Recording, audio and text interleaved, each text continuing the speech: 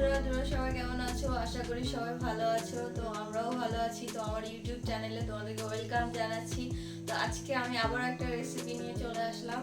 এই যে কাশ্মীরি আলুর দম বানাবো। তো বাপের বাড়ি থেকে এই যে ছোট ছোট আলু বেছে বেছে সব নিয়ে এসেছিলাম। আমার আব্বা আলু চাষ করেছে সেখান থেকে। এই আলুর রান্না অনেক খেতে ভালো লাগে, সেই জন্য আমি নিয়ে এসেছিলাম কাশ্মীরি আলুর দম বানানোর জন্য। তো চলো কাশ্মীরি আলুর দমটা বানাই। তো তার সঙ্গে রেসিপিটা তোমাদের শেয়ার করব। চলো ভিডিওটা শুরু করা যাক। কাশ্মীরি আলুর দমটা বানানোর জন্য আমি এরকম ছোট ছোট সাইজে আলু নিয়েছি। এটা খেতে অনেকটাই টেস্টি লাগে। আর এইগুলো আমি ভালো করে একদম পরিষ্কার করে নেবো। যে কালো কালোগুলো এগুলো বাদ দিয়ে দেবো। তার সঙ্গে আমি প্রত্যেকটা আলু এরকম মাঝখান দিয়ে কেটে কেটে দেবো, যাতে করে এর মধ্যে মশলাগুলো সব যায়। তবে একটা একটা করে সব এরকম কেটে কেটে দেবো ভিতরে। তারপরে আমি কিছুক্ষণের জন্য ভিজিয়ে রাখবো পানিতে ভালো করে ধুয়ে। তো প্রত্যেকটা আলু আমি এরকমভাবে সব কেটে কেটে নিচ্ছি মাঝখান দিয়ে। আর ভালো করে ধুয়ে নিই, সব কাদা বেরিয়েছে। তো আলুগুলো একদম পরিষ্কার করে সব ধুয়ে নিয়েছি। এবার আমি প্রেসার কুকারে দিয়ে সিটি দেব দুটো। তো প্রেসার কুকারের ভিতরে আমি পানি দিয়েছি অল্প করে, আর হাফ চামচ মতো হলুদ দিয়ে দিচ্ছি, 1 চামচ মতো নুন দিয়ে দিচ্ছি। সিটি হোক, আর ততক্ষণে আমি মশলা কি লাগবে সেগুলো তোমাদেরকে দেখিয়ে দিই। আর আমিও রেডি করে নিই। তার সঙ্গে কাশ্মীরি আলুর দমটা বানানোর জন্য এই যে ফার্স্টে আমি আদা রসুন পেস্ট নিয়েছি 2 চামচ, আর রিফাইন তেল নিয়েছি, আর এখানে টমেটো সস নিয়েছি। তোমরা চাইলে টমেটোও দিতে পারো। আর টক দই লাগবে 1 চামচ, টক দই নিয়ে নেবো এখান থেকে। আর এই যে 4 মগজ পোস্ত, আর এই যে কাঁচা লঙ্কাটা আমি পেস্ট করে নেব। কিছু কাঁচা লঙ্কা নিয়েছি, তো এগুলোকে আমি ভিজিয়ে পেস্ট করে নেব মিক্সচারে। আর তার সঙ্গে যে ভাজা জিরে গুঁড়ো নিয়েছি 1 চামচ এখান থেকে নেব আমি। আর এখানে ধনে গুঁড়ো নেব 1 চামচ, হলুদ নেব 1 চামচ, নুন লাগবে স্বাদ মতো। আর এই যে কাশ্মীরি লঙ্কা নিয়েছি এখান থেকে 1 চামচ নেব। আর চিনি লাগবে, হালকা একটু মিষ্টি মিষ্টি খেতে ভালো লাগে, সেই জন্য একটু চিনি দেব। আর এখানে এই মশলাটার ভিতরে সাজিরা, জয়ফল, জয়ত্রী, সামরিচ আছে। আমি এটা বিরিয়ানির মশলা বানিয়ে রেখেছিলাম, তো সেখান থেকে আমি 1 চামচ নিয়ে নেব। তো আলুটা সিটি দেওয়া হয়ে যাক, তো আমি তারপরে আবার দেখাচ্ছি ভিডিওটা। এই যে এই সবগুলো আমি পেস্ট করি। আর ওদিকে আলুটা তো সিটি দিতে বসিয়েছি, পেস্ট করা হয়ে গেছে। ঢেলে নিই বাটিতে। তো এখানে আমি একটা পেঁয়াজ কেটে নিয়েছিলাম, পেঁয়াজটা আমি মিক্সচারে বেটে নেব ভালো করে। তো আলুর দমের মশলাটাই হচ্ছে মেন। তো আমার এই যে সব রেডি, পেঁয়াজ বাটা, এখানে কাঁচা লঙ্কা, 4 মগজ পোস্ত ওটাও বাটা রেডি, আদা রসুন বাটাটাও রেডি, সবই রেডি হয়ে গেছে। এবার আমি একটা বাটিতে সব কিছু নিয়ে এটা গুলে নেব। তো এই আদা রসুনের মধ্যে আমি এই যে 4 মগজ আর পোস্ত আর কাঁচা লঙ্কা এটাও ঢেলে দিলাম। এর পেঁয়াজটা শুধু আমি আলাদা নেব, এটা আমি তেলের ওপরে দেব। তাছাড়া এগুলো আমি রেডি করে নিচ্ছি।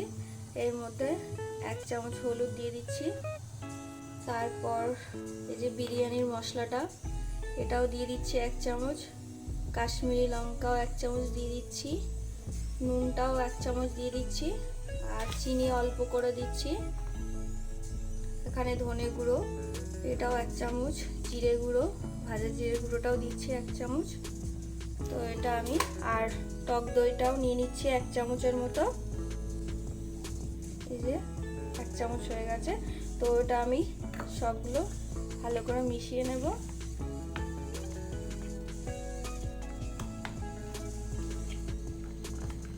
তো মেশানো হয়ে গেছে সব। আর টমেটো সসটা আমি সবার লাস্টে দেব, নামানোর একটু আগে। মশলাটা আমি সরিয়ে দিচ্ছি। তারপর আলুটা সিটি দেওয়া হয়ে গেছে। এবার আমি আলুটা ভেজে নেব। আলুটা নামিয়ে নিয়ে এবার আমি তেলে ভেজে নেব। এটা কড়াই গরম হয়ে গেছে, এবার তেল দিয়ে দিচ্ছি। তো একটুখানি 1 চিমটি মতো আমি নুন দিয়ে দিচ্ছি, নাহলে তেলটা ছিটকাবে যখন আমি পেঁয়াজ বাটাটা দেবো। তেলটা গরম হয়ে গেছে, এবার পেঁয়াজ বাটাটা দিয়ে দিচ্ছি। এদিকে আমি মশলাটা কষাতে থাকবো, আর এই চাটুতে আমি একটু আলুটা নেড়ে চেড়ে ভেজে নেব ভালো করে। তেলটা আমি অল্প করে দেব, যেহেতু ওদিকে আমি রান্নার তেল দিয়েছি রান্নার জন্য। যে আলুটা ঢেলে দিচ্ছি। তো এবার সেই সব মশলাগুলো যেগুলো আমি সব মিক্স করে রেখে দিয়েছিলাম ভালো করে, তো আরেকটু আবার ফেটিয়ে নিচ্ছি। এই যে পেঁয়াজের মধ্যে দিয়ে দেবো, পেঁয়াজটাও ভাজা ভাজা হয়ে গেছে, এবার সবটাকে দিয়ে দিচ্ছি এর ভিতরে।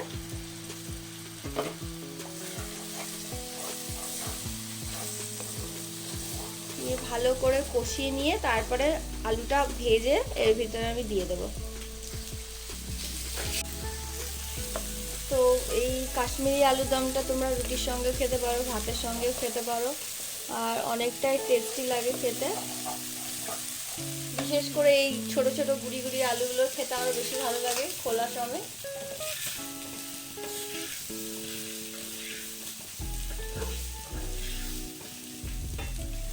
এই যে মশলাটা দিয়ে তেল ছাড়তে শুরু করেছে, এবার আমি আলুগুলো এর মধ্যে দিয়ে দেব।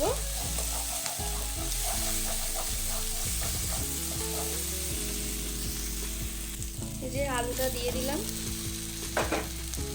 ভালো করে নাড়িয়ে নেব। একটু পানি দিয়ে দিচ্ছি। তো এখন একটু কষিয়ে নিয়ে আবার একটু পানি দেব অল্প করে। তো আমি আরও এক বাটি পানি দিয়ে দিচ্ছি। এই পানিটা একটু বেশি দিলে এই যে এই আলুর ভিতরে আস্তে আস্তে গ্রেভিগুলো চলে যায়, ভালোভাবে সিদ্ধটা হয়। যে সিটি দিয়ে নিয়েছি, তাও এই যে মশলাটা এর ভিতরে ভালোভাবে চলে যাবে পানিটা দিলে। এবার আমি ঢেকে দেব 10 মিনিটের জন্য, তারপর আমি নামিয়ে নেব। 10 মিনিটের জন্য ঢেকে দিলাম। যে 10 মিনিট পর আমি ঢাকনাটা খুলে দিলাম। পানিটা অনেকটাই টেনে এসেছে। এরপর আমি 2 চামচ টমেটো সস দেব।